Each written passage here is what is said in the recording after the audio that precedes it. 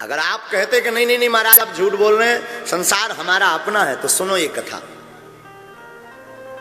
एक गुरु का एक चेला था, रहा होगा, उसका नाम आशीष दास। एक बाबा आशीष दास, गुरुजी उसको योग सिखाया करते थे। योग की कला में वो निपुण हो गया था। योग करते करते वो श्वास रोकने लगा था। श्वास 30 मिनट रोकने की कला उसके अंदर छा गई थी।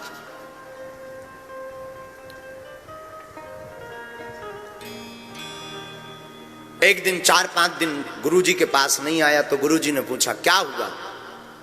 गुरुजी, ब्याह हो गया। तो गुरुजी हंस गए, बोले अब तो तुम गए काम से। क्यों? ब्याह हो गया मतलब अब तुम किसी काम के नहीं बचे। हाँ, गए काम से। वो हंसा, महाराज आप कैसी बात करते हो, हमारी धर्मपत्नी चंद्रमुखी है, बड़ा प्रेम करती, बिना खाना खाए हम जब तक पाना लें वो नहीं पाती, हम जब तक सोना जाए वो सोती नहीं है, घर का पूरा काम करती, बड़ा ध्यान रखती, नहाने जाए तो कपड़े रख दें, नहाने के लिए सामग्री रख दें, वस्तुएं रख दें, बड़ा प्रेम करती। महाराज आप तो महात्मा आदमी, आपने कहाँ पत्नियों का सुख देखा? हमें तो हमारे बड़े ठाट बाट बढ़ गए जब से पत्नी आ गई, घर में एकदम प्रसन्नता छा गई, आनंद छा गया, मंगल छा गया, किलकारियां गूंजने लगी, और क्या कहना महाराज, दिल एकदम गदगद रहता, मन प्रसन्न रहता। महात्मा बोले वाह, तब तो तुम बिल्कुल काम से गए। तो आशीष दास और हंसा, जय हो आपकी। ये क्या उल्टी उल्टी भाषा बोल रहे गुरुजी आप? देखो हम तो प्रैक्टिकल वाले आदमी हैं बेटा। गुरुजी ने कहा तुम्हें लगता है कि तुम्हारी पत्नी इतना प्रेम करती है, तुम्हें लगता है तुम्हारा परिवार इतना प्रेम करता है, एक उपाय है। क्या? बताऊंगा। कान में करो, इधर कान में एक पूरा मंत्र फूंक दिया। अगर तुम्हें लगता कि तुम्हारा परिवार तुमसे बहुत प्रेम करता तो ये प्रयोग करके देख लो, समझ में आ जाएगा। वो गया घर, जो गुरुजी ने कहा था। तो जाते ही धर्मपत्नी भाग्यवान, हाँ जी स्वामी जी, हे नाथ प्राणनाथ आप आ गए। वही मीठी मीठी बात है, मीठा जहर कह दो तो अतिशयोक्ति नहीं, स्वीट पॉइजन। हे प्राणनाथ स्वामीनाथ, भाग्यवान आज हमारा खीर खाने का बड़ा मन है। हाँ अभी बना दे महाराज। तुरंत दूध बूध ला करके, काजू किशमिश ला करके उसकी धर्मपत्नी, जिसका नाम था लक्ष्मी, वो बढ़िया सा मीठा मीठा सा बढ़िया खीर बनाने लगी। प्रसाद तस्मई चढ़ गई, आनंद के साथ तस्मई चढ़ने के बाद में वो कहती महाराज आप कहो तो चरण दबा दूं। तो आशीष दास कहता नहीं नहीं नहीं, नहीं ठीक है। जो गुरुजी ने बताया था उसे तो वो प्रयोग करना था। तो आशीष दास चढ़ गया अपने, जो उसका घर था खप्पर वाला, छप्पर वाला, उसमें एक लकड़ी लगी हुई थी मोटी सी, उसे म्यारी कहते हैं, गांव की भाषा में उसे म्यारी बोलते हैं। तो वो उस म्यारी पर खप्पर छाने का ढंग करके ढोंग करके चढ़ा। तो इधर उधर खप्पर वप्पर करके वो गुरुजी ने जो विधि बतलाई थी, तो वो उस म्यारी पर दोनों पांव फंसा करके लटक गया, सिर नीचे कर लिया और म्यारी में इस प्रकार का फंदा बना करके लटक गया। 2 मिनट 3 मिनट 4 मिनट 5 मिनट, वो 10-15 मिनट में खीर तब तक सिद्ध हो गई, बन गई। गुरुजी ने कहा था कि श्वास खीर बनते ही रोक लेना। उसके पास तो वो कला थी, क्योंकि योग का विद्यार्थी था, पारंगत था, निपुण था। तो उसने श्वास को रोका, श्वास को रोका तो पत्नी आई, और पत्नी ने वही अपने मीठे स्वर में कहा, नाथ ओ प्राणनाथ स्वामी प्रसाद बन गया, आओ खीर पालो। अब इन्हें तो गुरुजी ने सिखा रखा था, ये तो हूं हाँ हूं कुछ ना बोले, लटके सो लटके एकदम। हाँ, पत्नी फिर बोली, थोड़ा जोर से बोली, शायद सुनाई नहीं, नाथ अरे स्वामी जी प्रसाद बन गया, खीर बन गई, आओ पाओ। फिर मौन। तीसरी बार फिर आवाज लगाई,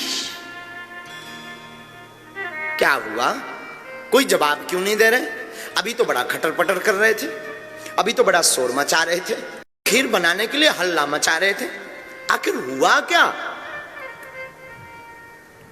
पत्नी गई, देखा लटके हैं। हे भगवान, ये क्या खटर पटर कर रहे हैं महाराज, ऐसे क्यों लटके हो? हाथ एकदम पकड़ा और हलाया, उठो महाराज, ये क्या कर रहे हो, क्या हुआ? क्या खाक बोले? वो तो गुरुजी का सिखाया था, सुन सब रहा था, श्वास रोक रखी थी, पर बोले क्या? मौन। पत्नी 2-4 मिनट तो सोचती कुछ हुआ क्या, दबती बंद गई क्या, दांत देखे तो दांत ठीक, सांस हार्ट बीट कुछ भी नहीं चल रही। हे भगवान क्या हुआ? कान लगाया, थोड़ा मला, मालिश की, हाथ की हथेलियों को मला, थोड़ा सा सीना को मला, दबाने का प्रयास किया, नाक को फूकने का प्रयास किया। हे भगवान, घबराने लगी, थोड़ा पसीना आया उसे, थोड़ा वो घबराई, थोड़ा वो बेचैन हुई, थोड़ा वो उत्सुक हुई, थोड़ी सी आंखें भी नम हुई, थोड़ी सी शरीर में कंपन भी उसको लगने लगी, कहीं जो मैं सोच रही हूं वो हो तो नहीं गया। जब 2-4-5 मिनट बीत गए तो उसे लगा कि टैं बोल गए, सच में टैं बोल गए हैं। अब विचार किया कि ये तो मर ही गए आशीष दास, हम क्यों भूखे मरे? अगर रात का 11 बज रहा है और कहीं अभी से रोना शुरू किया तो कल 2-3 बजे तक तो कोई पूछने वाला नहीं है, क्योंकि सब आ जाएंगे, और रात का समय और ऊपर से दिन भर की भूखी और फिर रोना, तबीयत फिर खराब।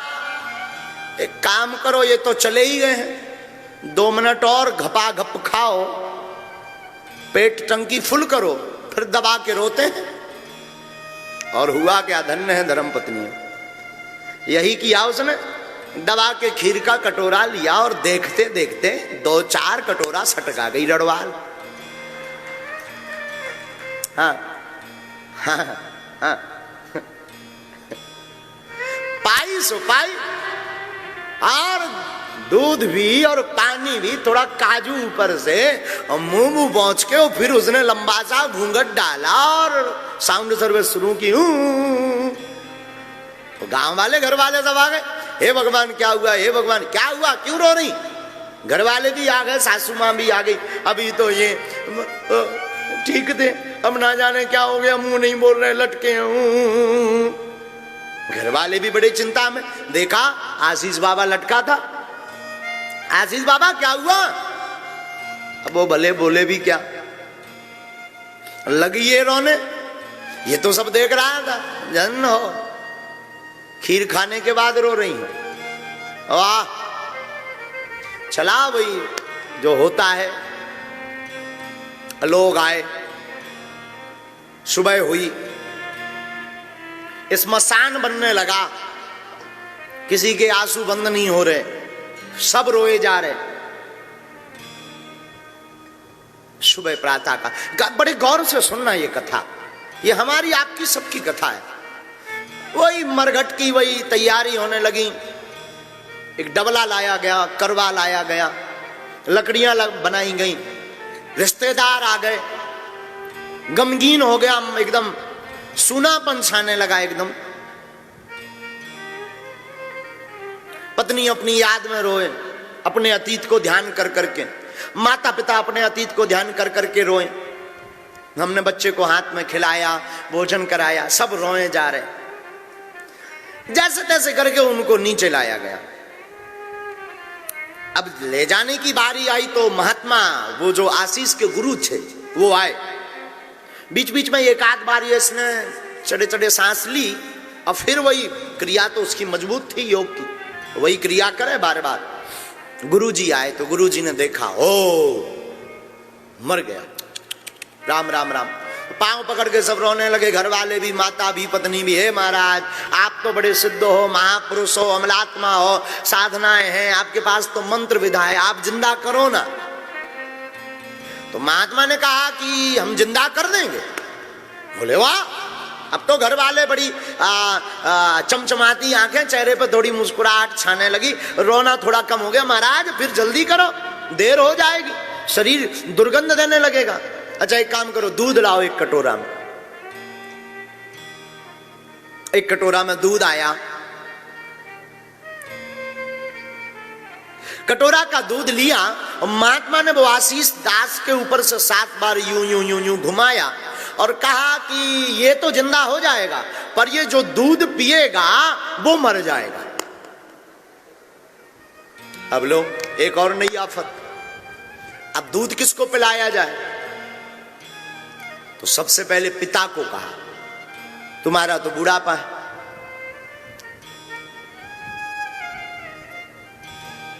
लो।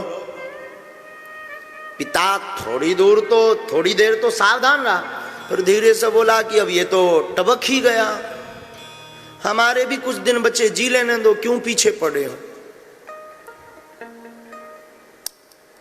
मां को कहा तुम पियो पर मर जाओगी। तो मां ने भी बड़ा सुंदर बहाना बना दिया कि अब उसका पिता जिंदा है, अगर मैं मर जाऊंगी तो इनका कौन पेट पालेगा, ये और मर जाएंगे तो 2-2 हत्याएं हो जाएंगी, तो मुझे भी जिंदा रहने दो।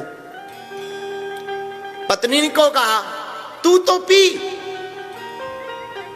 पत्नी तो पत्नी बोली ये गए सो गए, हम दूसरा सिस्टम ढूंढेंगे, हम क्यों मरे,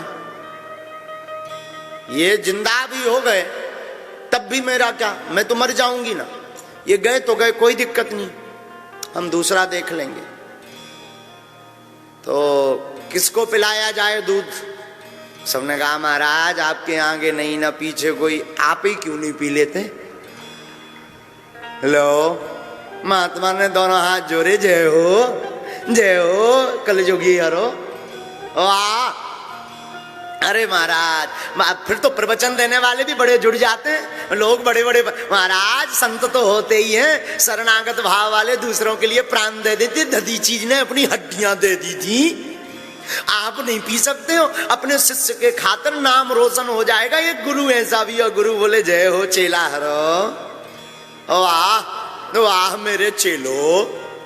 प्रवचन देने वाले भी बड़ी बड़ी लंबी लंबी प्रवचन बातें ढूंढ लेते हैं। साधुओं का तो जीवन परोपकार के लिए ही होता, परोपकाराय पुण्याय पापाय परपीडनम अष्टादश पुराणेषु व्यासस्य वचनम द्वयम। अब तो लंबी लंबी महात्मा ने कहा ठीक है तो मैं पीऊं? अरे बाबा की जय, गुरु जी की जय। अरे लंबे लंबे जयकारे लगने लगे, फूल फेंकने लगे, लौटने लगे सब चरणों में, कोई करे अरे भैया ये गुरुजी नहीं भगवान है भगवान। अब तो लंबी लंबी प्रशंसा होने लगी। महात्मा ने वो कटोरा लिया और पिया, सिर पर हाथ फेरा, बेटा उठो, हो गई लीला। और आशीष कौन मरा था? आशीष तो नाटक कर रहा था जगत को जानने के लिए, और वो उठा और गुरु के चरणों में गिर पड़ा। सच कहूं तो गुरु और परमात्मा के अलावा कोई तुम्हारा नहीं है।